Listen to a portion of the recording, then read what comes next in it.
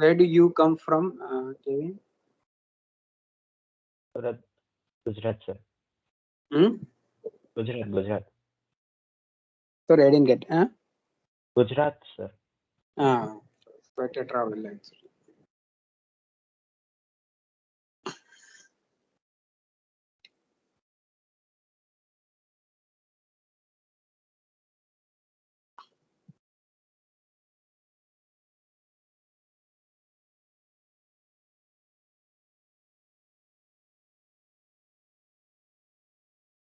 Okay, we'll start. The slide is visible, right?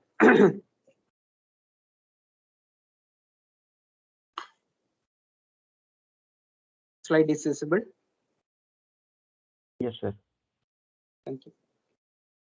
So the morning we discussed about immigration and immigration, the roles, the vision, etc. of the organization or the government body which is in charge of it, and the reporting nature. Now, an ally associated job, a very related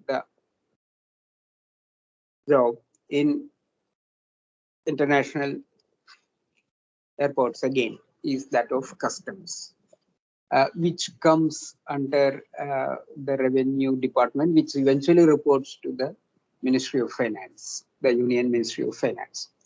So, Central Board of Indirect Taxes and Customs, which was earlier known as Central Board of Excise and Customs. Excise is now separated out from it, and this reports to the Ministry of Finance. Customs, as we know, is in charge of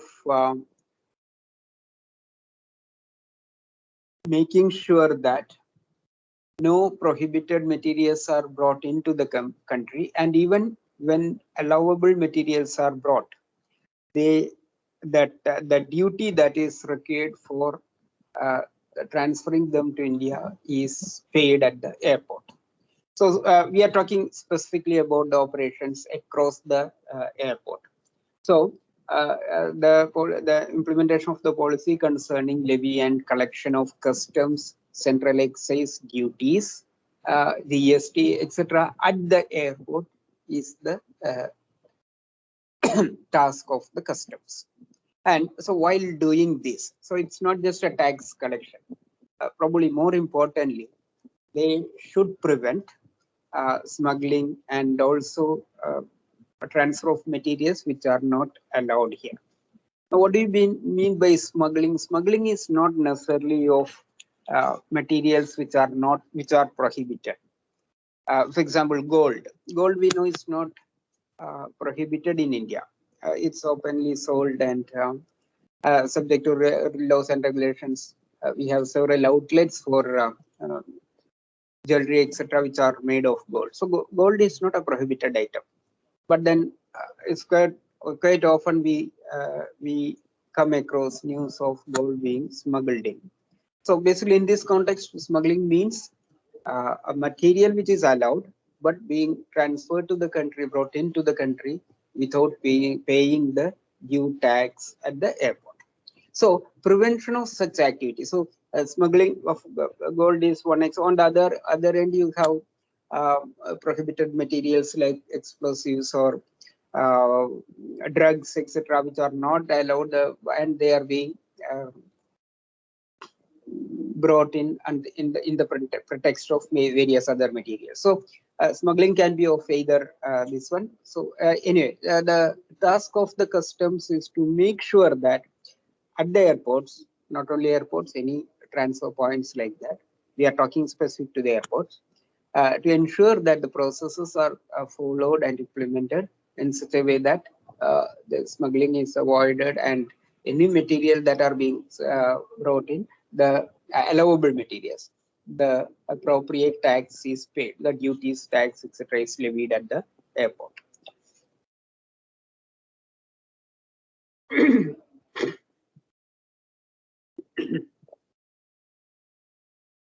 So it's the authority or the agency which is responsible for collecting tariffs and controlling the flow of such goods. Now, when we say we are talking specific to the context of Indian airports, but all across the world, you have customs in international airports, which work under the laws and regulations of that particular country. Now, the names may vary, but you have the similar agencies.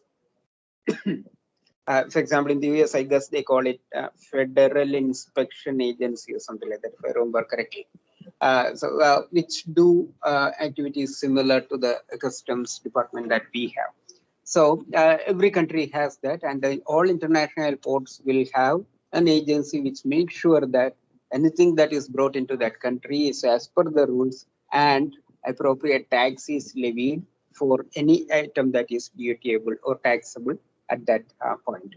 So they regulate the collecting tariffs and for controlling the flow of goods, including all that wildlife transport, personal effects, any hazardous items, etc. If they are not allowed, they should not be, and if they are allowed in regulated quantities, limited quantities.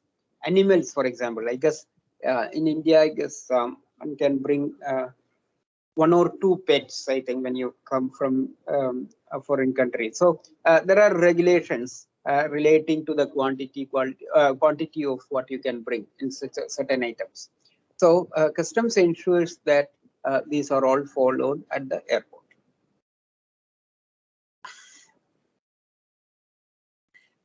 And there are regulations or acts which are like enforcement of FEMA. These are very closely associated with the activities of customs. So we'll discuss that with some detail, particularly FEMA, the Foreign Exchange Management Act, which was brought in 1999, and then detention under COFEPOSA.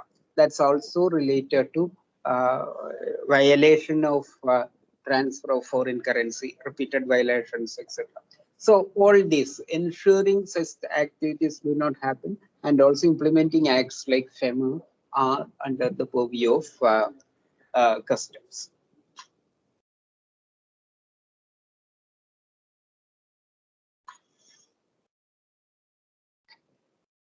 We'll get back to FEMA. We'll just look at some of the implications of it and the earlier form of it. But then related to activities which are part of immigrations and custom clearance in Indian airports, particularly, is currency declaration. Currency declaration has to be done as part of the immigration formalities. That is, when you come to India, you are not supposed to carry an unlimited amount of foreign exchange. Actually, as per the current rules, you can carry. I don't think there is a limit for foreign exchange that you can carry, but it has to be declared at the airport. So it probably makes sure that the transfer, the cash that you carry in terms of foreign currency is documented when you come to India. So the current rule is that if the aggregate value of foreign currency in the form of cash, basically cash or readily transferable checks like travelers checks, if the amount exceeds 10,000 US dollars or the equivalent, or the cash itself is $500 or its equivalent, it should be declared to the customs. So whatever it could be euro or any other foreign currency, but if it is within, if it exceeds these limits in terms of US dollars, it has to be declared at the airport on arrival. So this is the currency declaration policy that we have right now. So if a person carries more and does not declare it at the airport and is later detected to be carrying in excess, then the person is liable for the proceedings. So that's about the currency declaration, which is also as part of is to be followed up as a part of the customs and immigration clearance. Customs and immigration clearance within the airport. And closely associated to customs check is what are the materials that you are carrying. Now, as I mentioned earlier, customs looks at two things. One is, are you carrying anything absolutely prohibited? Two, are you paying the tax? Are you paying the duty which is due for materials which are otherwise permitted? So there is a list which is usually followed in the airports, or supposed to be followed. We just put some of them. Actually, this is not a complete list. A few more items also. This is just representative. Weapons like firearms. In fact, firearms, or say like usual pistols, etc. We cannot obviously carry them in the hand baggage, but they are checked in, and if they are with proper documentation, it can be documented and probably can be brought in. And in some cases, you may have to pay the duty. So probably cannot consider them as fully prohibited items to whatever limit that they have. So, for example, 50 cartridges of firearms, etc. Carrying more than 100 cigarettes. For some reason, they have put a limit for the number of cigarettes at 100. Then more than 25 cigarettes. Tobacco, the content of tobacco should not exceed 125 grams, and 2 liters for alcohol or whatever beverages which contain alcohol, like wines, etc., cannot apparently exceed 2 liters in volume. Which means that up to 2 liters you can carry without declaring, without paying duty. Beyond that, if you are carrying, you will have to pay you will have to pay the duty at the airport. Any form of gold other than jewelry or ornaments, that is, gold can be brought to the country in the form of jewelry and ornaments. Even then, there is a limit for that. The weight of the jewelry, I guess it's in terms of the weight or the cost. There is some limit for the jewelry that can be carried, and that also varies from men and women. For a person who is wearing jewelry on that, there is a limit with which it can be, and I guess it's double for women as compared to men. So there is some rules in relation to that. So jewelry is allowed, but if it exceeds given this one, you will have to pay duty. Then similar other electronics items and objection or prohibited items like narcotics, etc. So these are all subject to scrutiny within the airport under the channel which is called the red channel. So if you are having any of these, if a passenger is coming in with any of these, he or she is supposed to take the red channel. He or she is supposed to reveal the items that that he or she is carrying at the red channel and pay the relevant duty. And if something is objectionable, they cannot carry it forward, etc. So it has to be all declared or shown in the to the customs. So that's what is meant by the red channel. Obviously, if one avoids the red channel and was later found to be carrying any of these or any of these in excess of the amount specified, etc., then action can be taken, which includes confiscating that the materials that they have. As opposed to this, the green channel is where a passenger can straight away go through without declaring anything, if he or she is sure that he or she is not carrying anything that that is in violation of whatever we just saw, the list that we just saw.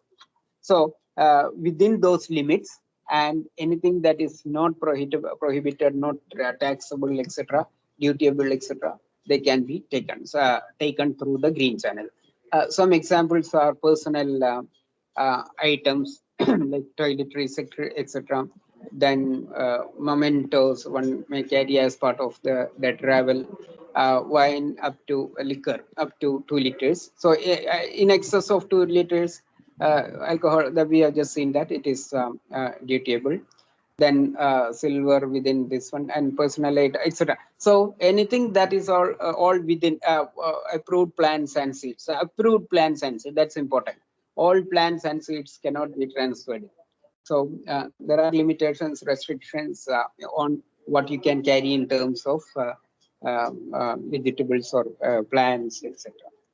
Then laptops of computer or computer within free allowance amount, etc. The personal use laptops are usually considered to be exempted from duties and taxes, etc. So these are some of the important items that you can carry along without declaring or without paying any extra amount at the customs. So that's a distinction between the green channel and the red channel. And as I mentioned earlier, passengers carrying prohibited items but going through the green channel can be prosecuted, penalized, etc. And items can be confiscated. So that's a usual guidance, and which is very obviously stated at the customs counters or check stations, etc. within the airport. So all these ensuring all these is a part of the duty of customs. So specific to the currency, so the act that we just saw, FEMA, is related to the rules that govern the currency that one can bring to the country. Actually, these are formed in the Indian context. The older form of this act was Foreign Exchange Regulation Act, FERA, which was formed in 1973. That was actually in 1973. That act was formed under very desperate situation of the fiscal condition in the country. We had just the war with China, then following that the war with Pakistan, liberation of Bangladesh, etc. happened, and the country was in sort of financial turmoil, and particularly was stressed for the foreign exchange, the funds of foreign reserve, etc. So at that point of time, the Union government brought this rule that, I guess the approach was that any foreign currency that you own or that you bring to India actually belongs to the Reserve Bank of India. So the government considered that if any foreign currency that an Indian resident brings in belongs to RBI. That was a sort of a desperate attempt to increase the foreign exchange, foreign currency reserve within the country. It didn't really work, I believe. It was in action for a few years, but probably for obvious reasons, it didn't really work or didn't really serve the intended purpose. But FERA actually during the years of its implementation were very strict. Actually, the rule was very strict. Everything is prohibited unless specifically permitted. So that was the rule. That is, if somebody is suspecting that you are carrying something, it's your duty to show that, to prove that you are not carrying, which is something which is not allowed. That is what is meant by the onus was to prove innocence. Innocence. Usually, the onus is to prove guilty. That is, if somebody blames you for something, some violation, it's for the person who puts that the person who puts the who accuses you to prove that you are violating that. But here this is the other way around. If you are being blamed, it's your duty to show that you are innocent. We still have some crimes which fall in this category, and we don't go to that right now. But FERA was under that actually, so it was considered to be a criminal offense if you are carrying foreign exchange which is not declared, etc. And so this was later changed to very probably a more liberal, more progressive, and more foreign exchange friendly role, which is called FEMA. FEMA, as the name indicates, is Foreign Exchange Management Act. So here, actually the purpose is to encourage sourcing of foreign currency to the country. At the same time, it has to be regulated and managed.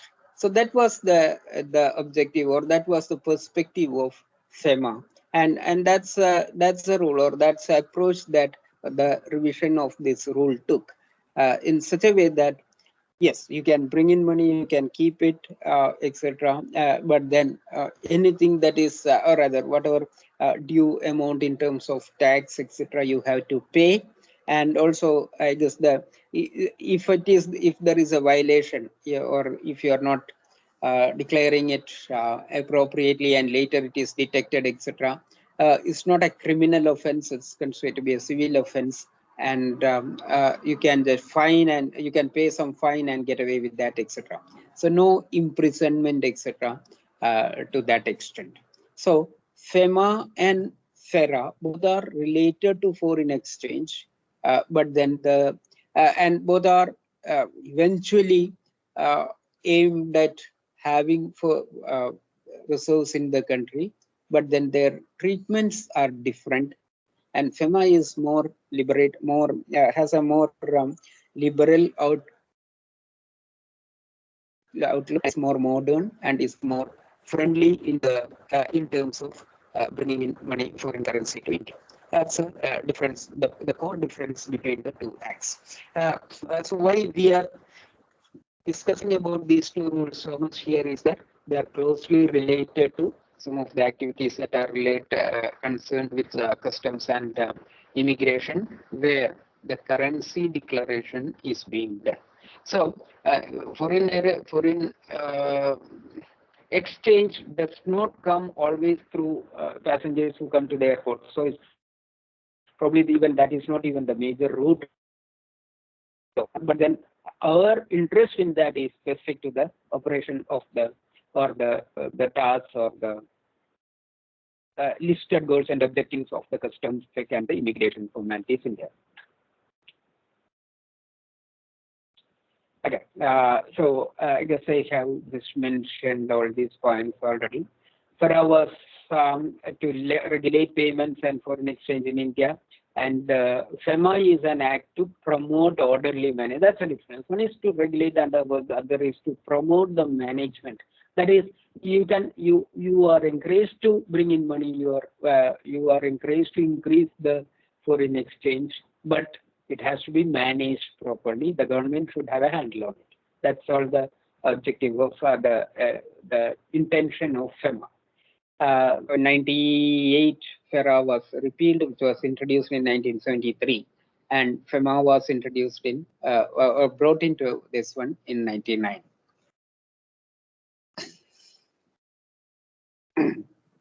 So FEMA, as I mentioned, focused on increasing the foreign exchange reserves in India and focused on promoting foreign payments and foreign trade. And actually, in a sense, these kind of changes were, though they were not in the immediate wake of the liberalization policy in 1991-92, these were actually subsequent outcomes of that, or developments of that, of the liberalization policy, economic liberalization policy, or globalization policy, etc., which all have made the bringing of foreign money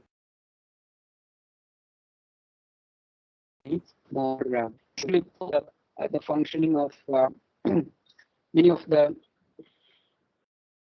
multinationals in India, because they invariably the movement of staff in and out of the country involved a lot of transfer of amount, not only just through the airports but by other means also. I guess in 1976 or so, actually Coca-Cola was operating in India prior to that. They had to leave the country, I guess in 1976. Not sure about the year, but around that period. And one main reason was the stringent imposition of FERA and the operational difficulties that they had. So in general, the multinational companies working in India had issues with FERA as well. So FEMA was probably more friendly for them also. So that's a difference in emphasis of the two. I think I will stop here now. If you have any questions, we can take up.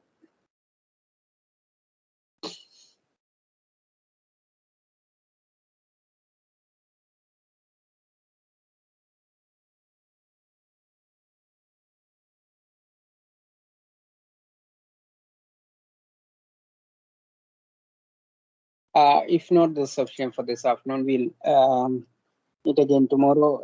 Sanjay, so 4 o'clock? Yes, sir. We'll have the session. Okay. 4 o'clock. Sir. We'll meet, discuss about the moving shop. Okay, then. Thank you. Thanks to all of you. Bye.